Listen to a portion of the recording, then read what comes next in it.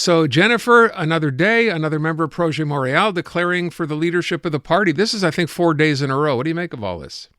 Well, it is. It's quite different from where we were last week. We have today, it was Laurence Lavigne-Lalonde, who's the borough mayor of Villeray Park Extension, Saint-Michel, first elected in 2013 as a city councillor in Mercier-Hochelaga-Maisonneuve in the Maisonneuve district.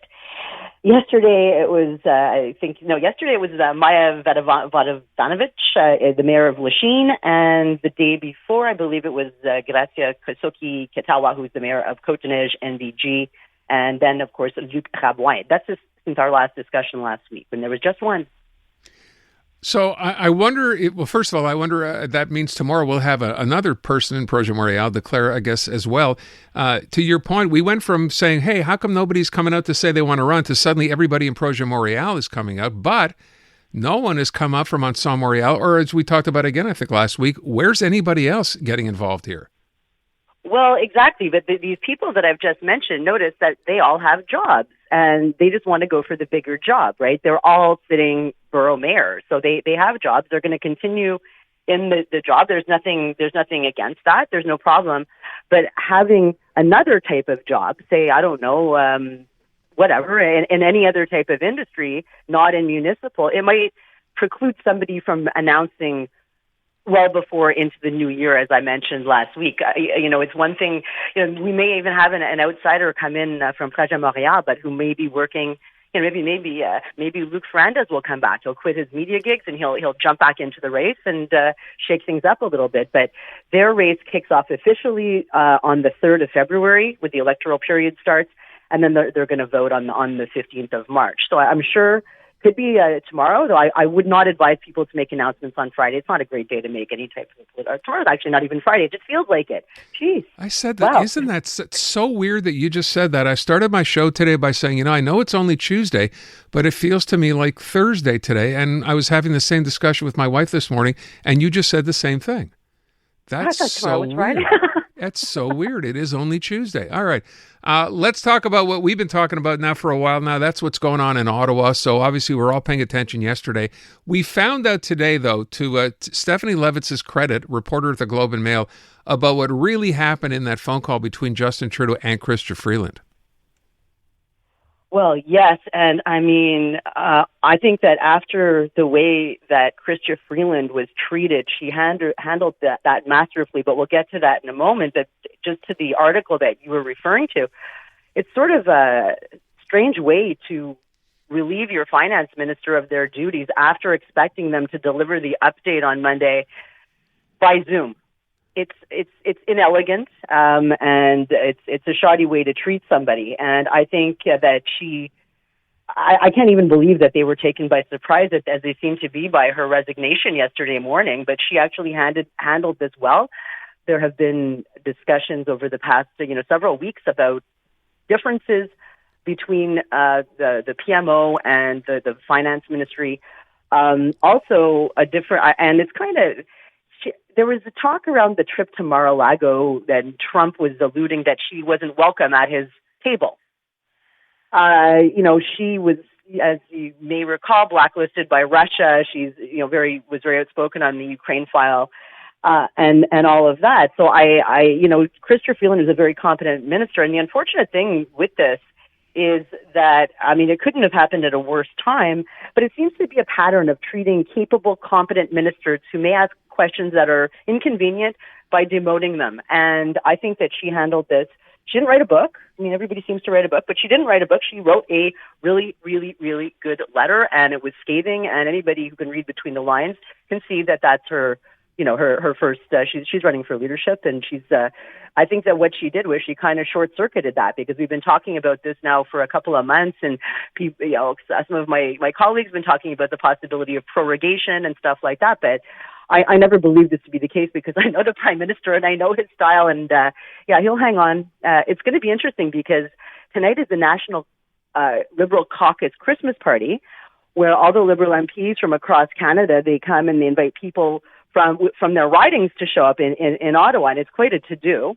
Apparently it's sold out, so I can just imagine what the buzz is going to be like there tonight. So, well, let me ask you. So you said you kind of didn't expect, I know this has been talked about for a long time. What will he do? Will he resign or not?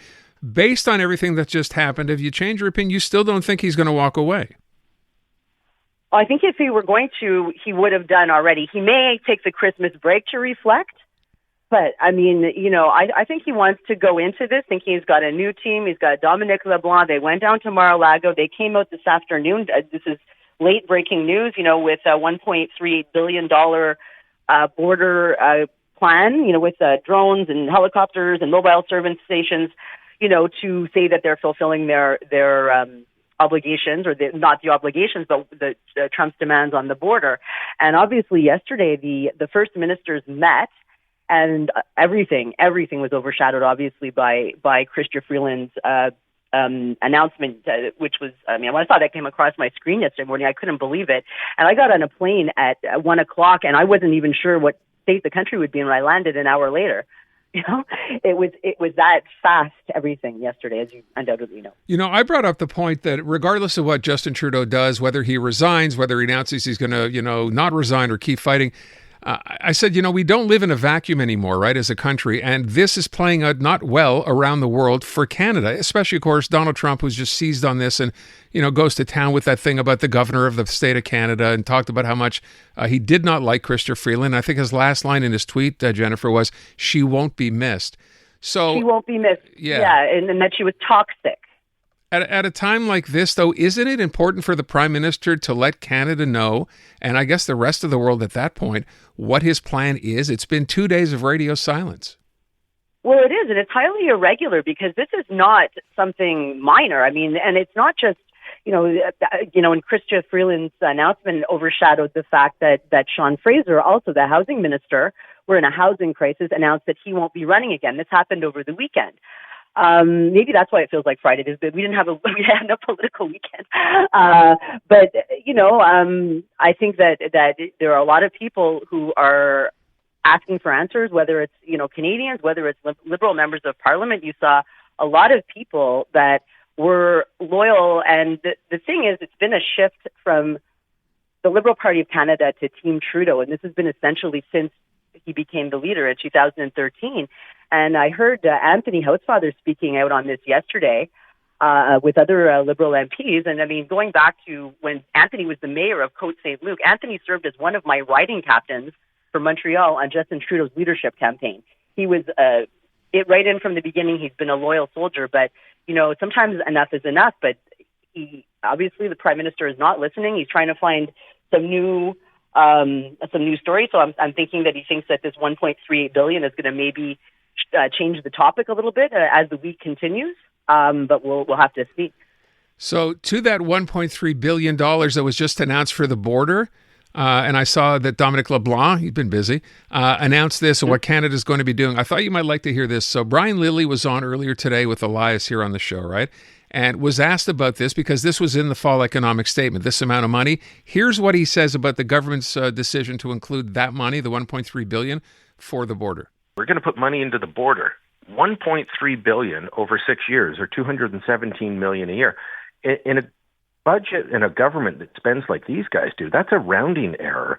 And you may as well just call up Donald Trump and say, Donald, I thought about what you said, and I've decided I'm not going to do anything. So make the tariffs 50%. Look, when you break it down, it is not a lot of money. What do you think? Well, I don't know if they are trying to up the ante with the latest announcement this afternoon, if they're trying to reinforce the message. And it was Dominic LeBlanc. Don't forget, Dominic LeBlanc was also speaking about buying helicopters from Bell Helicopter in Mirabel a couple of weeks ago after his trip to Mar-a-Lago. And normally these things would be open to tender, purchase the helicopters and significant material in that fashion. But I think that they're kind of flying by the seat of their pants. And I think that even though Chrystia Freeland may have been persona non grata in Trump's entourage, she certainly did the yeoman's work in the Kuzma agreement, and she was a capable and competent minister. And our country will be much weaker without her there in finance. We'll leave it there. Jennifer, thanks so much. Appreciate it.